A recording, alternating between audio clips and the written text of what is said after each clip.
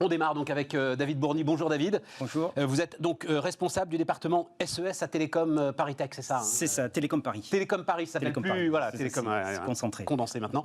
Et donc vous vous intéressez beaucoup à ce qui se joue autour des... Alors, vous dites crypto-monnaie, vous, quand vous parlez du Bitcoin? Crypto-actif. Crypto-actif, ouais, voilà. Ouais, c'est pas une monnaie. Non, c'est pas une monnaie, clairement non. Même si le Salvador, là, va tenter un truc. On va voir. Enfin, ils font appel, mais non, probablement pas. Enfin, je vois pas l'intérêt, mais après, on peut en discuter. Mais... Oui, enfin, pour le coup, j'avais un petit peu compris... Enfin, tiens, je ne sais pas si ça vous intéresse. C'est-à-dire, le projet politico-libertaro financier qu'il y a derrière le Bitcoin. Ouais. Là, pour le coup, c'est le premier gars, le président du Salvador. Alors, il est très particulier, vous avez tous vu ça, mais il veut couper les ponts avec le dollar. Ouais. C'est le premier qui va peut-être donner une forme, on va voir, crédible, en fait, à ce projet, enfin, à sortir, en fait, le Bitcoin de la simple logique du ticket de casino, ce qu'il est aujourd'hui, quoi, quand même. Ouais, mais il y a des alternatives au Bitcoin. Il y a plein de cryptoactifs et le Bitcoin, je vois pas très bien avec la volatilité quel service il peut rendre. Ils sont tous autant volatiles. Non, il y a ce qu'on appelle les stablecoins, c'est-à-dire le projet Libra, par exemple. Oui, ils n'existent pas. Non, ils n'existent pas. Aujourd'hui, je suis président du Salvador. Ok, je suis un petit peu fêlé et je veux dire, je ne veux plus entendre parler du dollar mort à l'Amérique. Ouais. J'ai pas d'autre alternative que le Bitcoin ou un autre cryptoactif, mais hyper volatile. Ouais, l'Ethereum un peu moins, et il y a d'autres cryptoactifs qui sont beaucoup moins, en fait, qui sont... Mais il lui faut de la profondeur de marché aussi. Il commence à y en avoir de la profondeur de marché. Sur le Bitcoin ? Ouais. Non. Zéro. Ah. C'est un petit monde d'investisseurs qui parient sur le... Un petit millier de milliards quand même. Un petit millier de milliards. Je n'ai pas regardé les dernières valos comme ça bouge tellement. Oui, mais distribué concentré sur quelques mains, quoi. Ouais.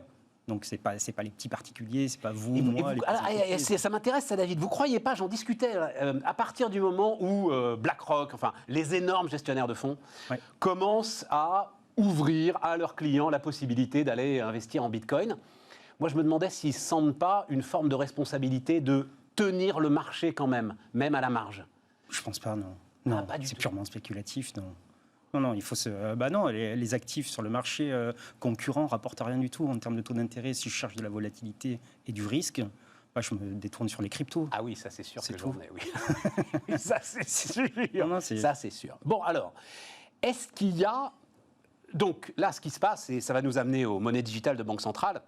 Donc ce qui se passe, vous avez suivi ça, c'est la Chine qui continue son offensive. Là, je regardais, il y a 4 régions chinoises donc, qui ont coupé le courant en fait, à un certain nombre de fermes de minage de Bitcoin. Vous savez comment ça se passe. Et donc il y a d'ailleurs une baisse de tension sur le réseau qu'on n'avait pas vue depuis un bon moment. Est-ce que les Chinois font ça justement parce qu'ils sentent qu'il peut y avoir une concurrence entre ces cryptoactifs et les monnaies digitales que les grandes banques centrales sont en train de mettre en place? Je pense pas. C'est clairement un contrôle en fait des transactions. D'accord. C'est une façon de contourner le pouvoir chinois. La Chine dit non. Elle ferme les fermes. Normal, basique. Ouais. Ok. Non. La grosse concurrence qu'il pourrait y avoir, c'est entre les cryptos de type Diem, Libra, portés par Facebook. Ouais. Et les monnaies numériques de banque centrale. Ouais. Ça, pour moi, c'est des concurrents. Le Bitcoin, c'est juste un actif spéculatif qui n'a aucune contrepartie dans les transactions, quoi, pratiquement pas. Donc il n'y a pas de concurrence. Pour moi, il n'y en a pas. Vous le balayez d'un revers de main. Complètement. Complètement. Ouais. Je pense que ce n'est pas un projet d'avenir, mais c'est ça. C'est peut-être mon... Non, je suis tout à fait d'accord, mais bon, je discute quand même, parce que visiblement, ça intéresse du monde. Ouais. Par contre, les monnaies numériques... on peut se le dire entre nous, l'ensemble de l'échafaudage, justement, politico-anarchiste qui est construit est quand même très, très fumeux. Moi, je suis rentré dedans, j'ai soulevé pas mal de capots. C'est fumeux, c'est-à-dire ça obéit à des... C'est-à-dire que je veux bien qu'on supprime les banques, mais je ne sais pas qui prend du risque à ce moment-là. C'est-à-dire qui me permet d'acheter un appart, quoi, une fois qu'il n'y a plus de banque. Oui. Ouais. Vous demandez à la communauté. C'est la réponse, c'est vous demandez à la communauté. Exactement. C'est l'initiative privée, la libre entreprise et l'application d'un concept théorique sur la concurrence entre les biens, mais entre les monnaies, qui a été théorisé en gros depuis 60-70 ans et qui là se traduit avec la technologie, quoi. Ouais. Mais il y a des fondements théoriques quand même. Oui, mais... Mais bon, oui, c'est la communauté. Ouais. Et donc on y va sur les monnaies digitales de banque centrale, alors qui pour vous sont radicalement autre chose et qui répondent à quel objectif ? L'objectif, justement, de fournir des moyens de paiement qui permettent de faire du paiement à personne, de personne à personne via du mobile ou via des portefeuilles électroniques, ce qu'on n'a pas aujourd'hui, par exemple, avec la carte de paiement. Donc, ça permet de faire autre chose que le simple billet ou la carte de paiement. Ouais, mais ça, enfin... Oui. Mes enfants le font aujourd'hui avec Lydia, quoi, par exemple. Formidable Cyril Chiche, rendons-lui hommage encore une fois. C'est-à-dire, vous avez besoin de bâtir une architecture, parce que ça a l'air assez complexe, mais c'est une question que je vous poserai ensuite, de bâtir une architecture radicalement nouvelle pour permettre des transferts rapides Je pense que dans nos pays, on n'en a pas besoin. C'est-à-dire dans les économies occidentales de type Europe, États-Unis, on n'en voit pas le besoin parce qu'on a très bien des cartes. Enfin, on a le paiement sur mobile, on a les cartes de paiement qui marchent très bien. Les Chinois, ils ont Alipay qui se développe aussi très très largement. Exactement, mais eux sont confrontés à une problématique qui est qu'ils ne tiennent pas le marché en fait. Les acteurs qui portent les paiements sont des grandes compagnies qui sont non régulées par le système financier et les Chinois, ça... Ils veulent pas. Ils veulent avoir une mainmise sur l'ensemble du système financier, ce qui n'est pas notre cas. Donc, contrôler les capitaux, il me faut offrir un système qui me permet de suivre les transactions. Et chez eux, en fait, le projet de monnaie numérique de banque centrale, c'est ça. C'est la banque centrale qui émet, qui construit les infrastructures et les banques ou les grandes compagnies, les big tech, qui distribuent le système. Donc c'est une façon pour eux de reprendre contrôle en fait, sur le marché des acteurs, quoi. Donc, parce qu'effectivement, Alipay, dont on nous dit, mais on fait confiance à tous ceux qui racontent ça, dont on nous dit qu'il est utilisé maintenant même sur n'importe quel marché du coin par les vendeurs de poissons, c'est effectivement Alibaba, c'est Jack Ma, on sait ce qui s'est passé. Exactement. Et vous avez raison, au moment de l'introduction en bourse, Dawn Financial, qui était la filiale paiement, justement, de l'Empire Alibaba. Oui, tout à fait. Et donc, pour vous, ça, c'est une trame logique. Ça, c'est la trame logique, oui. Et maintenant qu'ils sont partis, les Chinois, les Américains et les Européens, qu'est-ce qu'ils font ? Est-ce qu'ils laissent partir les Chinois tout seuls ? Ou ils se disent, bon, c'est la conquête spatiale ou la conquête monétaire, qu'est-ce qu'on fait, nous ? Est-ce qu'on y va, on n'y va pas ? Donc, nous, aujourd'hui, Européens, Américains, on ne développe ces monnaies digitales de banque centrale que pour répondre à l'avance potentielle de la Chine. Je pense, oui, en partie, ça va être est-ce que je suis ou pas, évidemment. Mais qu'est-ce qu'ils peuvent en faire de ce renminbi convertible ? Alors, il y a une innovation, justement, qui change tout dans ce système-là. C'est le lien direct entre le consommateur et l'entreprise et la banque centrale. Aujourd'hui, ça n'existe pas, ça. Donc, si moi, je veux piloter une politique monétaire individualisée, c'est-à-dire venir à un instant T, aider quelqu'un ou au contraire lui dire je te mets un taux d'intérêt négatif pour que tu dépenses plus vite, c'est le seul canal que j'ai. Et ça, en fait, c'est mis en place par la Chine.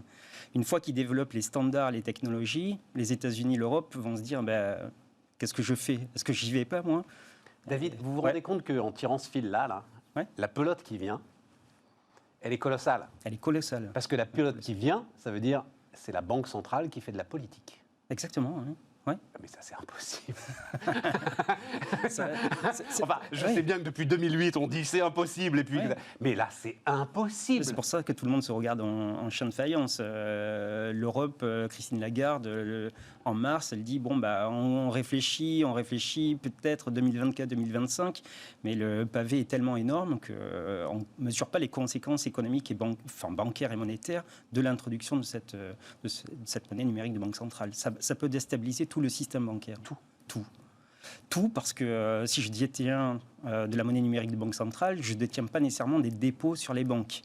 Si je réduis en fait les dépôts dans les banques font moins de commissions sur les paiements, ça renchérit le coût de la collecte des dépôts, c'est-à-dire quand mon salaire est versé, bien sûr, il faut attirer les capitaux, donc elles vont se battre, donc ça déstabilise tout le système, donc ça modifie la fonction de paiement et la fonction d'intermédiation financière, c'est tout le système qui est en question. Et donc tout le monde se dit, est-ce que le jeu en vaut la chandelle ? Oui, mais alors...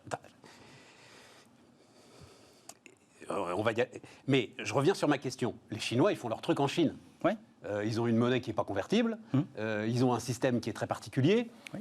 Même si eux, effectivement, arrivent à ce pilotage très fin de leur politique monétaire, incroyable, c'est pas pour ça que ça va déborder sur les continents européens et américains. Ça va pas déborder sur nos propres systèmes monétaires et financiers.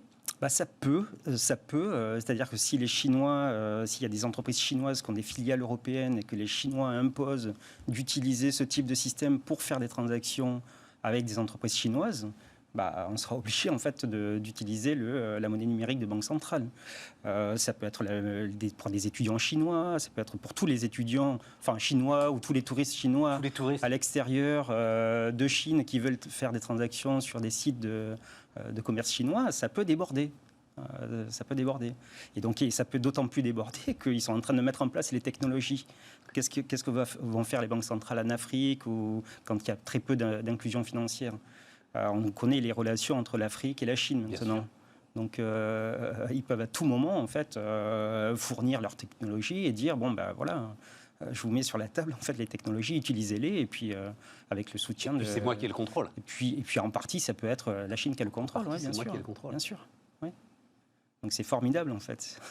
Ah, c'est au sens premier. Ah oui. C'est formidable. C'est-à-dire que ça fait un peu peur. Voilà. Ça fait un peu peur, oui. Ça fait un peu peur.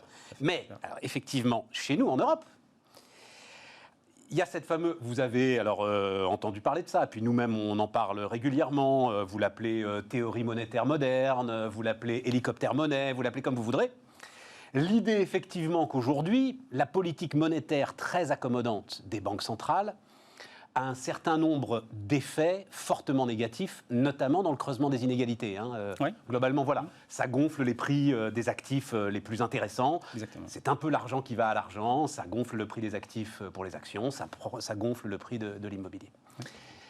Ce que vous décrivez comme système permet de continuer à avoir cette politique monétaire très accommodante, mais alors en allant cibler directement les comptes bancaires qui en ont besoin. C'est tout le pari, oui. Mais à l'inverse, ça peut avoir des effets positifs, c'est-à-dire je suis individuellement les entreprises et avec des contrats, ce qu'on appelle des contrats automatisés, c'est-à-dire les smart contracts, c'est-à-dire j'exécute le contrat quand les conditions sont remplies, donc je peux venir en aide ciblée à des entreprises qui en ont besoin, par exemple le Covid maintenant, ou dans quelques années. Les particuliers, c'est pareil, mais à l'inverse, quand j'ai trop épargné et que j'ai un lien direct avec la Banque centrale, du jour au lendemain, la Banque centrale peut dire je mets un taux d'intérêt négatif. C'est-à-dire ce qu'elle fait déjà quand même par l'intermédiaire de la banque. Oui. Et la banque, pour l'instant, n'ose pas encore, parce qu'il y a de la concurrence quand même, quoi qu'on en dise, répercuter ce taux d'intérêt négatif sur ses clients. En tout cas, pas en France. Voilà, ça existe sur des très très gros dépôts dans un certain nombre de pays européens, mais en tout cas pas en France. Mais c'est pas possible de faire des taux d'intérêt négatifs. Pourquoi ? Parce qu'il existe le billet de banque.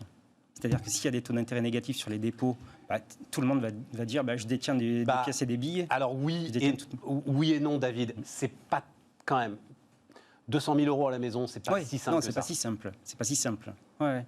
Donc mais je peux. Il y a encore ça, quoi.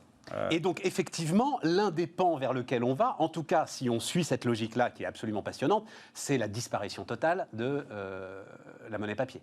Exactement. Ouais. Exactement. Donc ça, effectivement, ça fait longtemps que ça traîne, et on le voit dans les chiffres. Sans que ce soit plus ou moins le cas en Suède aujourd'hui. Oui, mais même en Europe, Hollande, Suède c'est en Europe, mais Hollande, Finlande, etc. Même en France, les Allemands, ils sont très cash. Ouais, ils sont très cash, les Autrichiens. Il a fallu se battre pour faire disparaître le billet c'était combien, 200 ou 500 euros 500 euros. C'est pour ça que Ben Laden, il l'appelait. C'est pour ça que la monnaie numérique des banques centrales, elle n'est pas née encore en Europe. Voilà, c'est ça. C'est ça. Il va y avoir la position allemande, la position française, la position hollandaise. Mais David, comment est-ce que vous organisez, parce que tout ce que vous venez de décrire, ce sont des choix politiques profonds de redistribution. Exactement. D'accord, voilà. Exactement. De soutien à certains, pas à d'autres, etc. C'est pas possible de faire ça à l'échelle de la zone euro. Pourquoi ? Si, parce qu'on n'a pas tous... On est encore un petit nombre, mais on a encore un certain nombre à voter pour des élus qui appliquent des programmes politiques, pas pour la Banque Centrale Européenne. Oui, c'est vrai. Donc, pour l'instant, elle n'a pas de... c'est un détail. Non. C'est-à-dire, pour l'instant, la politique monétaire, c'est quand même dans la main de la Banque centrale, quoi. Mais la politique monétaire, on le voit bien avec ce qui se passe. La politique monétaire rachète les dettes et permet aux États légitimement élus de mener la politique économique qu'ils entendent mener. Exactement. En toute liberté. Exactement. Oui. Bon, voilà. Pour l'instant, c'est vrai. Pour l'instant, c'est ça. C'est ça. Mais ce développement de monnaie numérique amène pour vous forcément à une réflexion là-dessus. Une réflexion sur la répartition des pouvoirs entre le pouvoir à la politique publique, les dépenses publiques, et puis la politique monétaire, nécessairement. En termes d'infrastructure technologique, c'est quelque chose de très complexe à mettre en place? Non, c'est pas très complexe. En fait, on a le choix. Donc, les Chinois ont fait le choix de pas s'orienter sur ce qu'on appelle des registres distribués de type blockchain. Donc, c'est pas de la blockchain. C'est pas de la blockchain, non.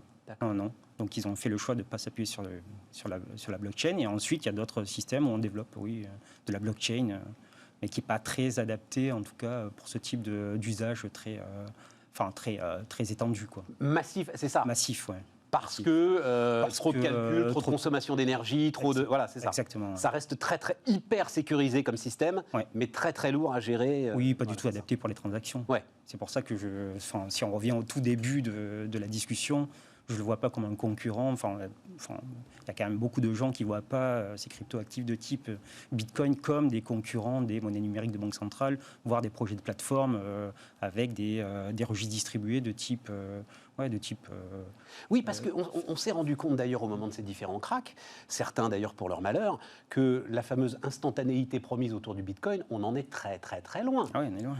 Voilà, c'est ça. Oui, tout à fait. Et si tu achètes ta baguette de pain avec du Bitcoin, alors oui, ça peut se faire très vite parce que tu auras des plateformes qui prendront le risque pour toi. Mais la validation ultime de la transaction, c'est plusieurs heures, voire plusieurs jours. Exactement, ça, le truc. Exactement. Donc c'est pour ça que c'est pas du tout adapté à des grands systèmes pour faire des transactions. Votre sentiment, David, il nous reste 2 minutes. C'est il faut se bouger quand même parce que ce que vous avez décrit sur la façon dont les Chinois pourraient tranquillement prendre le contrôle, on va dire, de la finance africaine, en attendant... Oui, ou asiatique. C'est une réelle menace intéressante, ou alors on a le temps devant nous pour réfléchir, pour mener ces discussions Non, je pense qu'on n'a pas le temps. On n'a pas le temps. 2025, ça arrive très vite. Les Chinois promettent pour 2022. Je pense que ça va arriver rapidement. Et l'inclusion financière, c'est vraiment un des soucis du développement économique de l'Afrique, de l'Asie, etc. Oui, c'est vrai. Donc si nous, en fait, on ne prend pas garde et qu'on n'accompagne pas et que même on se désengage de ces économies-là, c'est dramatique, en fait, pour le développement économique. En plus, quand vous réfléchissez en termes de politique publique, tout ce qui pose en fait problème en économie politique, ce sont les effets de bord. Oui. Si vous avez un pilotage ultra fin rendu possible par ces dispositifs. Oui. Et ça sera le cas probablement aux États-Unis, avec la Fed qui est quand même beaucoup plus liée en termes de politique économique et de type politique monétaire. Donc il va falloir vraiment réfléchir très vite au positionnement européen. Vous avez écrit un bouquin là-dessus, David? Non, on écrit des articles. Ben, il faut le faire. Je le lirai avec plaisir. Non. Voilà, tout ça est très intéressant. David Bouni, donc avec nous, responsable département SES de Télécom Paris.